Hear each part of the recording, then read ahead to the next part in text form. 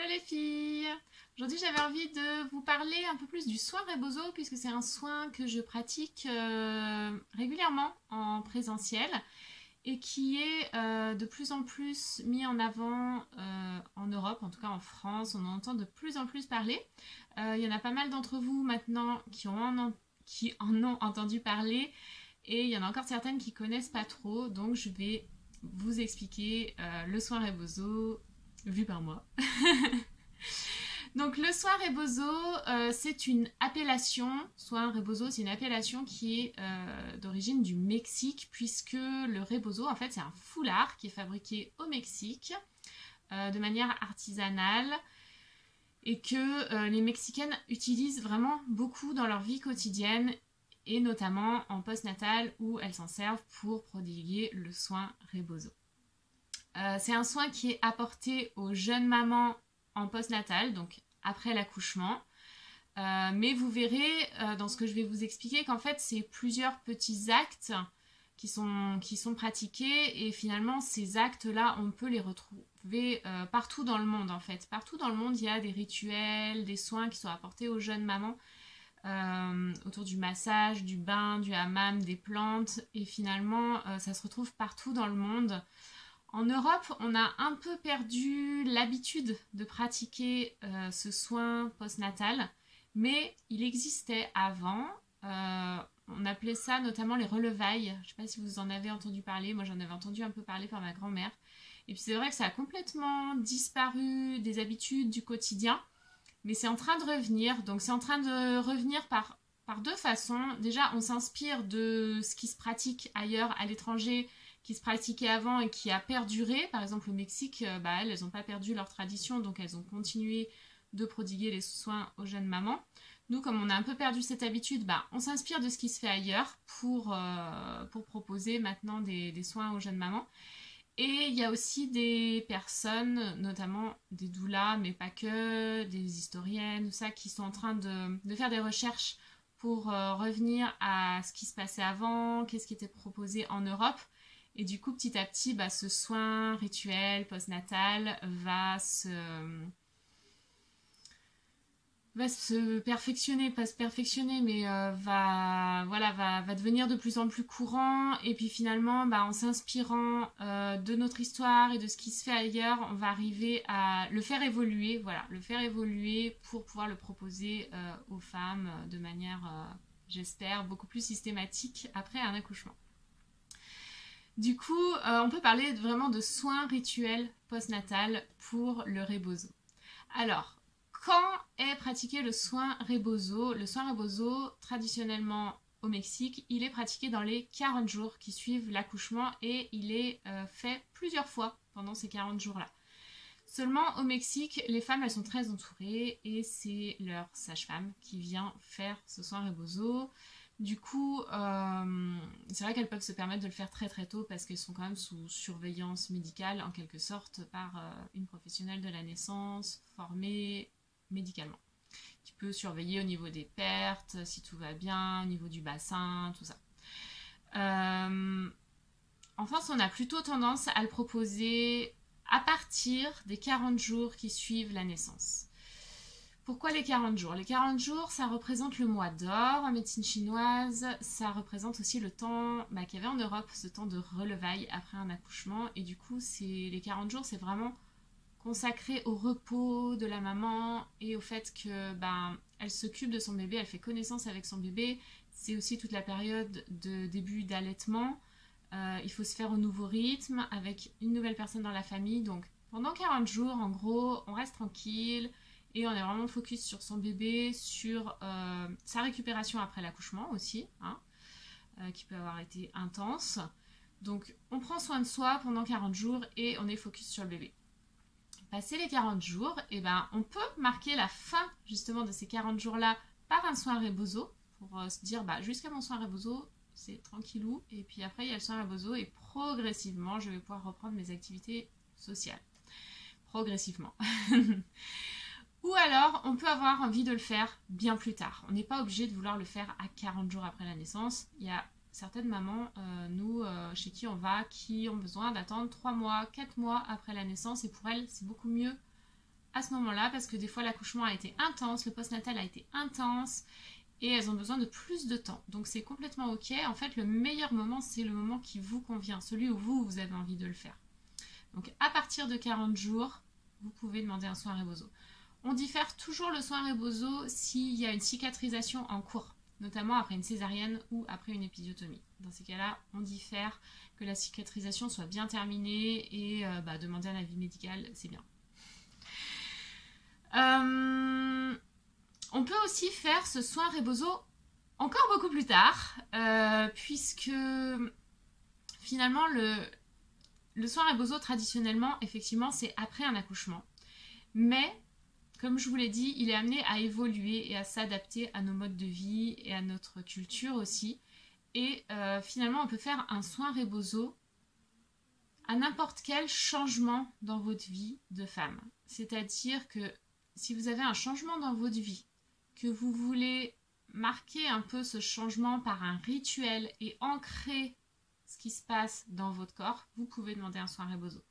Donc du coup, ça peut être à l'occasion d'un mariage ou à l'occasion d'un divorce, à l'occasion des premières règles pour une jeune fille ou à l'occasion de la ménopause. Ça peut être un changement professionnel, un déménagement, un anniversaire que vous avez envie de marquer un peu plus. En tout cas, pour n'importe quel changement ou passage de vie qui a du sens pour vous et pour lequel vous avez envie d'aller plus loin en pratiquant ce rituel. Comment il se pratique ce soin Rebozo? Alors, il se pratique, on est 2 praticiennes pour faire le soin à vous, enfin à une 3e femme. Selon les praticiennes, soit on intervient à domicile, soit c'est vous qui allez au cabinet des praticiennes. Moi personnellement je vais à domicile. Au Mexique, elles vont aussi au domicile de la maman qui a accouché, parce que forcément elle vient d'accoucher il y a 10 jours, 20 jours, 40 jours, on lui demande pas de se déplacer avec son bébé. Moi je trouve vraiment que c'est bien d'aller à domicile pour justement être vraiment chez la femme, et c'est nous qui nous adaptons à elle et c'est pas elle qui a à s'adapter à nous, c'est-à-dire qu'elle n'a pas besoin d'organiser tout son trajet aller-retour, surtout qu'après un soin c'est pas recommandé de prendre la voiture, donc dans ces cas-là il faut avoir un chauffeur. Nous on demande qu'il y ait une personne de confiance pour s'occuper du bébé pendant qu'on fait le soin. Mais à tout moment, le bébé peut venir faire une tétée. S'il a besoin d'un câlin avec sa maman, on prend un temps pour le câlin. Si la maman a besoin d'aller voir son bébé, il est juste à côté. Voilà, on peut vraiment s'adapter à ça. Du coup, le bébé, il est chez lui, tranquille, avec une personne qui s'occupe de lui. Il n'a pas besoin d'être gardé et sa maman va loin faire le soin.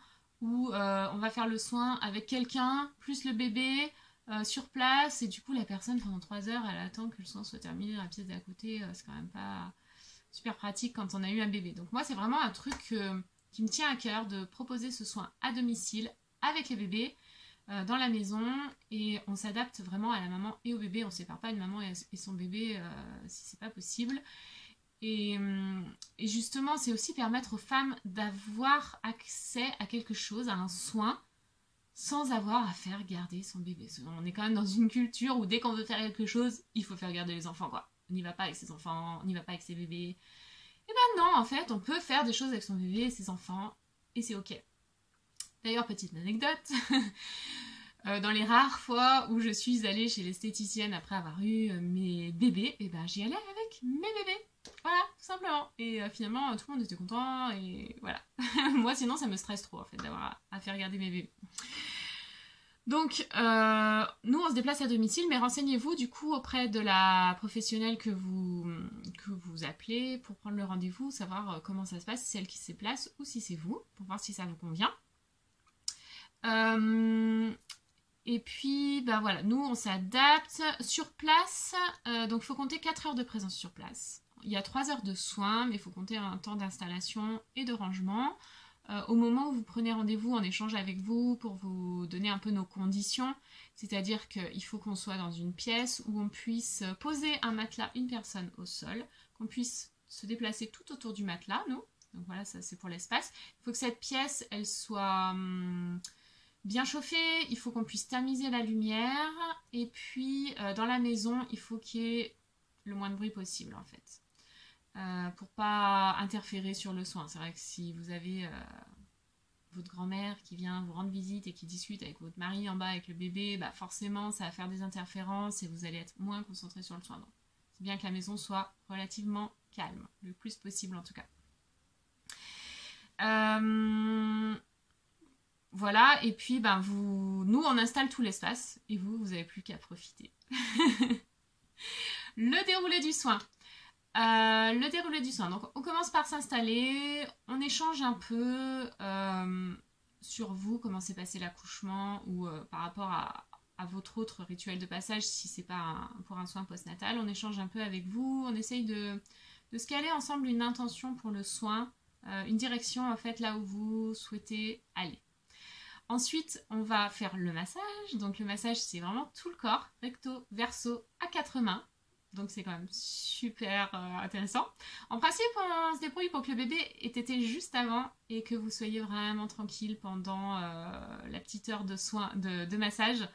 Comme ça, c'est vrai que si vous n'êtes pas dérangé pendant le massage, bah, c'est le mieux quoi, pour pouvoir en profiter à fond. Après, voilà. Après, il y a différentes phases et du coup, on peut faire tester le bébé très facilement entre différentes phases. En principe, ça se passe super bien. Après ce temps de massage, vous avez un temps dans un milieu un peu plus liquide, on va dire, enfin en tout cas avec de l'eau. Soit vous avez une baignoire chez vous et on utilise votre baignoire, on vous prépare un bain avec des plantes, du sel, des fleurs, des bougies, enfin voilà, on vous crée une petite ambiance sympa. Ou alors vous n'avez pas de baignoire et c'est pas grave puisque on peut se déplacer avec un hammam portatif et du coup, on vous installe le hammam chez vous et vous allez dans le hammam suer un peu pour faire partir ce qui doit partir avant de passer aux phases suivantes. Après cette phase plus aquatique, on arrive à un temps de repos. Donc repos vraiment chaleur et repos. On vous apporte beaucoup de chaleur et de douceur pour ce temps de repos dans le silence. Et nous, on reste avec vous et on est garante de votre sécurité, de votre espace. Vous laissez venir ce qu'il y a à venir avant de passer à la phase suivante qui est le serrage du corps avec le rebozo, d'où le nom du soin. Donc là on utilise les foulards mexicains et on va venir vraiment serrer à 7 points du corps, tout votre corps, un peu comme un bébé quand il naît, quand il naît, passe dans le vagin de sa mère, et bien là vous allez être toutes resserrées pour votre nouvelle renaissance dans votre rituel de passage que vous avez choisi. Et puis ensuite, on se réunit à nouveau ensemble, on échange encore un petit peu, on fait un petit débrief s'il y a besoin. Selon les femmes, il y a des femmes qui vraiment ont besoin de ce rituel pour déposer des choses, pour se confier, pour échanger. Et c'est ok, nous on laisse l'espace aussi à la parole. Et puis il y en a d'autres qui vont préférer vraiment plutôt être dans le silence et s'intérioriser pour laisser venir ce qu'il y a en elles. Et c'est complètement ok aussi. Donc voilà, on s'adapte, dans tous les cas on s'adapte et le but du soin c'est vraiment que ça vous apporte quelque chose à vous, que ce soit agréable et on ne va pas vous forcer à faire quoi que ce soit. Voilà, au final c'est vraiment un chouette moment pour vous. Les mamans elles apprécient vraiment énormément ce temps-là pour elles. Après un accouchement, c'est vrai qu'après un accouchement, c'est intense, il y a beaucoup de choses qui se passent dans le corps au niveau hormonal, au niveau mental.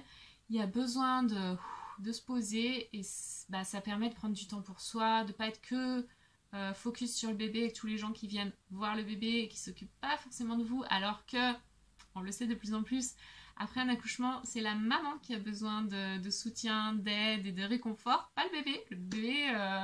sa maman lui apporte déjà tout ce dont il a besoin, son papa aussi d'ailleurs. Donc c'est bien de se centrer un peu sur les mamans.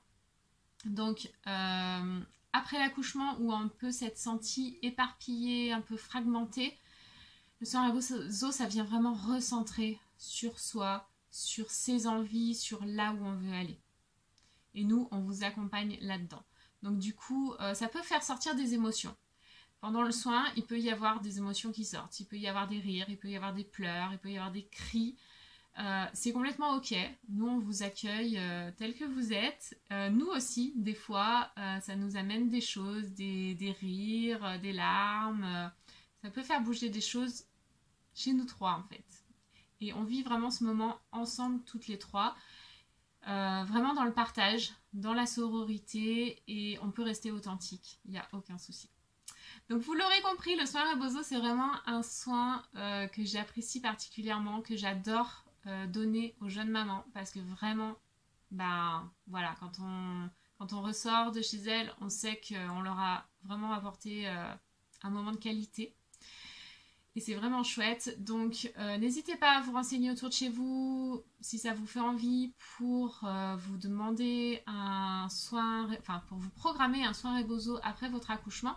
Et notamment, comme ça a quand même un certain coût, parce que c'est un soin qui dure 3 heures et on vient à 2 personnes. Donc forcément, bah, ça ne coûte pas 30 €. Ça a un certain coût. Ça peut être une très bonne idée de vous le demander, de vous le faire offrir en cadeau de naissance, en fait, tout simplement. Il faut que les personnes qui vous l'offrent voilà, aient vraiment envie de vous faire du bien à vous, mais en sachant qu'en vous faisant du bien à vous, vous faites du bien à votre bébé, vous faites du bien à toute votre famille. Parce qu'une maman qui va bien, c'est toute une famille qui va mieux. Donc c'est vraiment important de penser à la maman et qu'elle se sente bien. J'espère que ça vous a éclairé sur le soin Rebozo. Si vous avez des questions, eh ben, n'hésitez pas à me les envoyer en message privé. Je me ferai un plaisir d'y répondre. Et pour celles que ça intéresse, eh ben, regardez s'il y a des praticiennes qui proposent le soin Rebozo près de chez vous. De mon côté, je suis basée dans le sud Saône-et-Loire, donc je peux intervenir sur les départements de Saône-et-Loire, 71, de la Loire, 42, et dans l'Allier, dans le 03. Je vous dis à très vite!